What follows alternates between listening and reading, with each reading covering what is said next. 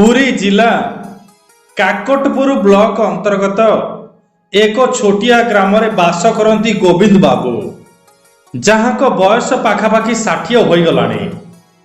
से पिलाटी दिनरु तांको माँ को सबुदिन पाई हरई बसिथिले। पिलाटी दिनरु माँ चली जिबा परे गोविंद बाबू और तांको भौणी बहु दुख कष्ट रे बढ़ी आसुथिले। सेतिपाई तांको बापा सबु किछि आखि आगरे रखी द्वितीय विवाह कले। तापरे गोविंद बाबू भाबिले कि जहा हेउ आमर आउ एक नुआ माँ आसिला। नुआ माँ आसिबा परे गोविंद बाबू बहुत खुशी थिले। किंतु एमिति किछि दिन परे गोविंद बाबूंको सह एमिति घटना घटिला जोउथिपाई से जीवन सारा कांदुछंती। हाँ बंधु माने एहा एमिति एक लुह भरा सत कथाटिए जहाकु सुनिला परे आपणक आखिरु निश्चय लुह झरिब। आउ मनरे महाप्रभुंक पाई गोटिए अजब प्रकार सिंहरण खेलीजिब। सेतिपाई जदि सतरे आपण माने महाप्रभुंक हृदयरु भल पाती तेबे मु अनुरोध करुछि भिडियोटी को शेष पर्यंत देखंतु। गोविंद बाबूंक जीवन में साबत माँ आसिबा परे तांको जीवन आहुरी दुखमय होई गला। कारण गोविंद बाबूंकर साबत भाई आसीगला। से दिनठू साबत माँ पिला दुही को जमारू भल पाइला नाही। आउ तांको बापा मध्य माँ कथारे चलिले। गोविंद बाबू हृदय निरीह सरल होइथिबारु बापा माँ को कथा मानि चलुथिले। समस्त को निजर बोली भाबुथिले। आउ बहुत परिश्रम करी धन कमाउथिले। किंतु से धन रे निज पाई किछि न करी सब किछि बापा माँ को देई दउथिले।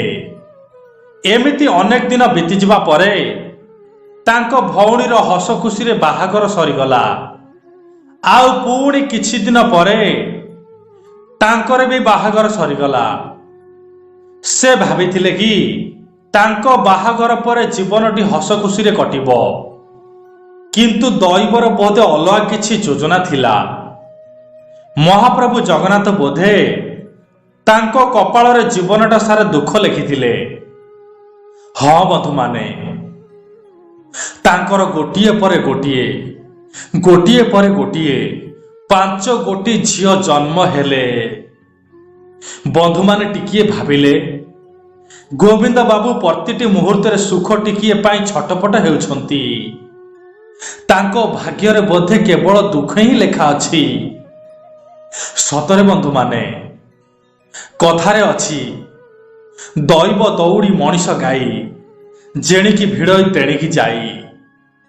एमिति 5 गोटी झियो हेबा परे कालिया आगरे हाथ काटी कहिबाकू लागिले, हे ठाकुरे आउ तू केते धैर्य परीक्षा करेइबू। आउ तू मते केते हंत संत करिबू कहिलु। हे महाप्रभु एई थर जदि कोलकू पुओटिए नदेलु तेबे मु काहाकू किछि न कही विष खाई तो पाखकू चली जीवी। ठाकुरे विष खाई तो पाखकू चली जीवी। एमिति अनेक दिन परे शेषरे महाप्रभु तांको डाक सुनी गोटिए पुत्र संतान देले। आउ अनेक दिन परे गोविंद बाबू को मनरे टिकिए खुशी देखागला। किंतु 8 जन परिवार को चलैबा बहुत कष्टकर होई पड़ुथिला गोविंद बाबूंक पाई। हेले समस्ते एकाठी थिबारु कष्टे मष्टे चली जाउथिले।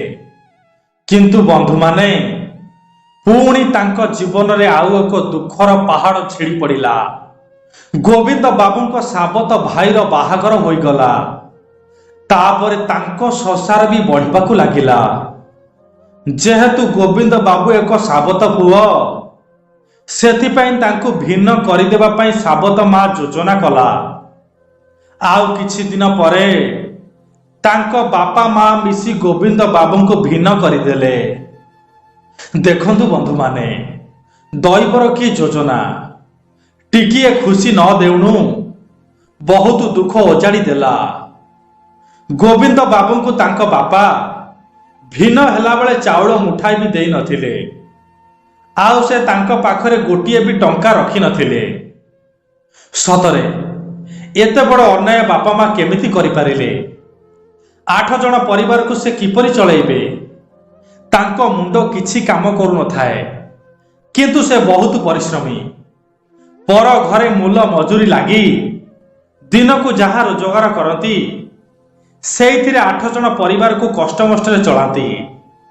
ଗୋବିନ୍ଦ ବାବୁ ଗରିବଟିଏ ବୋଲି ସମସ୍ତେ ତାଙ୍କୁ ନିଚ ଆଖିରେ ଦେଖନ୍ତି, ତାଙ୍କ ଉପରେ ଆଙ୍ଗୁଳି ଉଠେଇ କଥା କୁହନ୍ତି।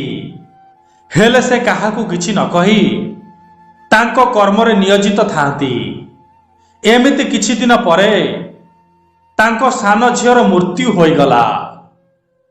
5ଟି ଝିଅ ଥିବା ହେତୁ ତାଙ୍କୁ ବେଶୀ ଦୁଃଖ ଲାଗିନଥିଲା।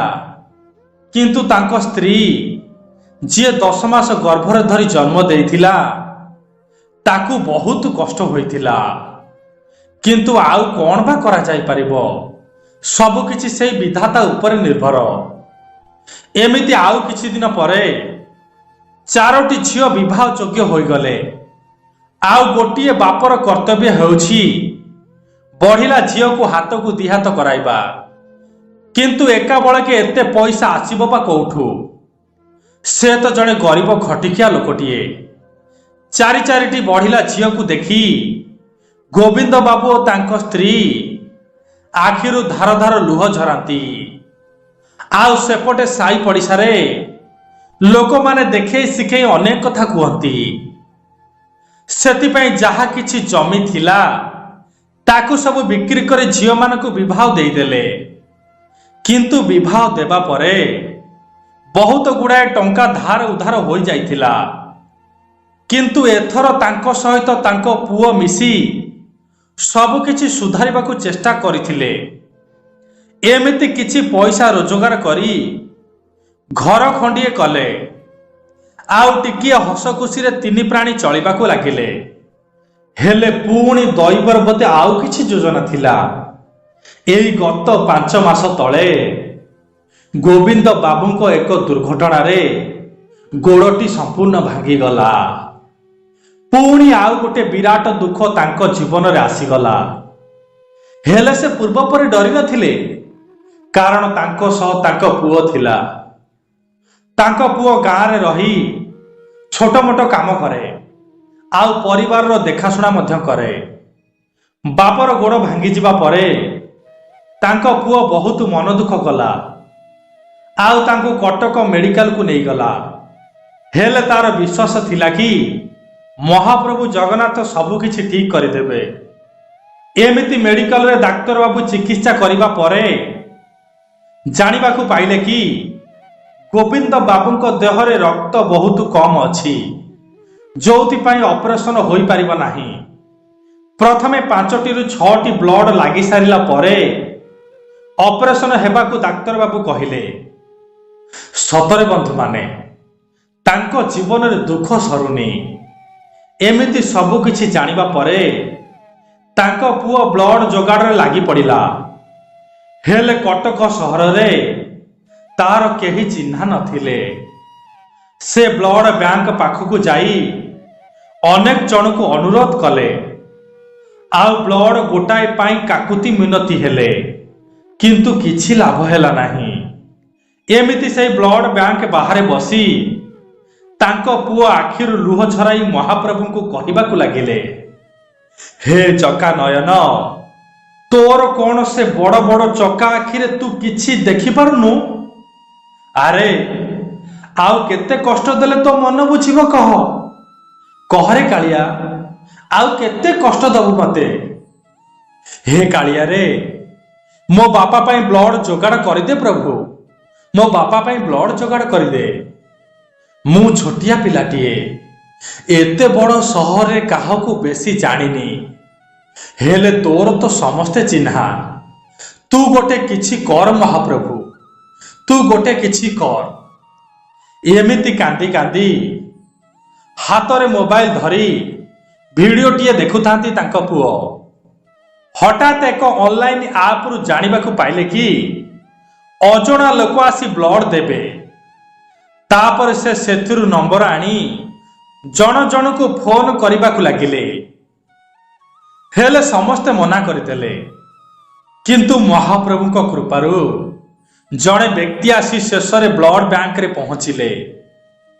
ସତରେ ସେ ବ୍ୟକ୍ତି ତ ନଥିଲେ, ସ୍ୱୟଂ ମହାପ୍ରଭୁ ଆସି ଗୋବିନ୍ଦ ବାବୁଙ୍କୁ ରକ୍ଷା କରିଥିଲେ। ହଁ ବନ୍ଧୁମାନେ, ଗୋବିନ୍ଦ ବାବୁଙ୍କ ଜୀବନରେ ବହୁତ ଦୁଃଖ କଷ୍ଟ ଆସିଛି, ହେଲେ ମହାପ୍ରଭୁ ପ୍ରତିଟି ମୁହୂର୍ତ୍ତରେ ତାଙ୍କୁ ରକ୍ଷା କରିଛନ୍ତି। ସେଥିପାଇଁ ମୋର ଗୋଟିଏ ଅନୁରୋଧ, ଆପଣଙ୍କ ପାଖରେ ଯେତେ ଧନ ଥାଉ ନା କାହିଁକି, ଯାହା ବିଧାତା କପାଳରେ ଲେଖିଥିବ ତାହା ଆମକୁ ଭୋଗିବାକୁ ପଡ଼ିବ। କିନ୍ତୁ ତାକୁ ଯଦି ହୃଦୟରୁ ଭକ୍ତି କରିବେ, ସେ ପ୍ରତିଟି ମୁହୂର୍ତ୍ତରେ ତୁମକୁ ରକ୍ଷା କରିବେ। ତେଣୁ ଦୁଃଖକୁ ଆଡ଼େଇ ତାକୁ ସ୍ମରଣ କରନ୍ତୁ, ତାକୁ ମନ ଭିତରୁ ଭକ୍ତି କରନ୍ତୁ। ଦେଖିବେ ଦୁଃଖରେ ଥାଇ ସବୁକିଛି ଆନନ୍ଦ ଲାଗିବ। ହଁ ବନ୍ଧୁମାନେ, ଏହି ସତ ଘଟଣାଟି କେମିତି ଲାଗିଲା କମେଣ୍ଟ ବକ୍ସରେ ନିଶ୍ଚିନ୍ତ ଜଣାନ୍ତୁ। ଆଉ ମହାପ୍ରଭୁଙ୍କୁ ଭଲ ପାଉଥିଲେ କମେଣ୍ଟ ବକ୍ସରେ ଆଉ ଥରେ ଲେଖନ୍ତୁ। ଜୟ ଜଗନ୍ନାଥ, ଜୟ ଜଗନ୍ନାଥ, ଜୟ ଜୟ ଜଗନ୍ନାଥ।